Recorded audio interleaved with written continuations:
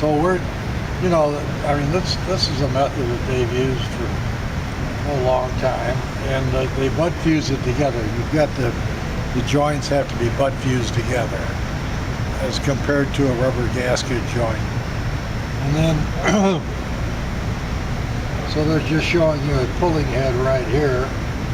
They've cut the head, looks like to me, so that you could, just in case if you don't have a blunt end, you taper it like a bullet so that it goes through the pipe easier.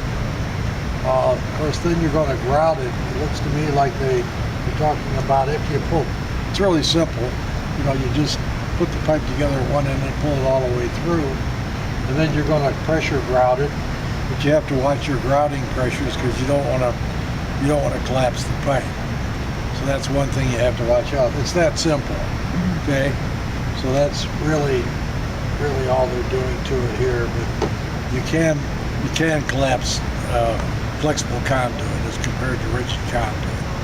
And the pipe stiffness then is a factor in how round you keep the pipe. So it's like squeezing the Charmin. You know, you can squeeze the Charmin pretty easy, but then if they make the bread a little different, make it a little different, or the product a little different, it becomes stiffer. So every pipe has a pipe stiffness. This pipe here would have a tremendously high pipe stiffness, like 800 psi pipe stiffness, because it's what they call a DR14, dimension ratio 14. Whereas this pipe right here would have a lower pipe stiffness because it's a different dimension ratio. So do you have any pipes out here you can use in a dam, or they're all too stiff? Well, the dams, I'd have to know the application in the dam, because you got to kind of watch a dam, you know, and what you're doing in the dam. But so you still got a flexible conduit with HDPE, and this is a flexible conduit. And flexible conduit, as compared to rigid conduit, like clay pipe or concrete pipe, you know, you can deflect clay pipe maybe 2%, and it'll fail, right? It'll structurally fail. Whereas PVC, it'll just deflect. And the pipe stiffness then is a measure of how much effectively the pipe's going to deflect. A PVC pipe also, ready to go? Also for slip lining. We just, now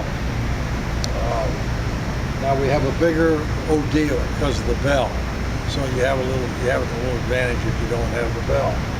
You just come out with a pipe that doesn't have a bell, and it has a rubber ring joint in it. So that's some of the differences. Where you're butt fusing polyethylene with PVC, you can use rubber ring gaskets to make a joint. Okay? So we have different. Again, you have the disadvantage of the bigger OD on the bell. Okay? Compared to HDPE. So with this pipe, you don't have a bell, but that's pretty expensive. That would be probably too expensive for what you're doing there, okay, with HDPE. So PVC with a restrained joint, you can take PVC pipe and put a groove in the end, and you can take a coupling, put gaskets in it so the joints are watertight. Then you can simply lubricate the end, and now this would normally have 2 gaskets in it, okay? I just got one for demonstration. So we just lubricate the end of this pipe, push it together, put a spline in it, and then you can pull it through the old pipe, okay?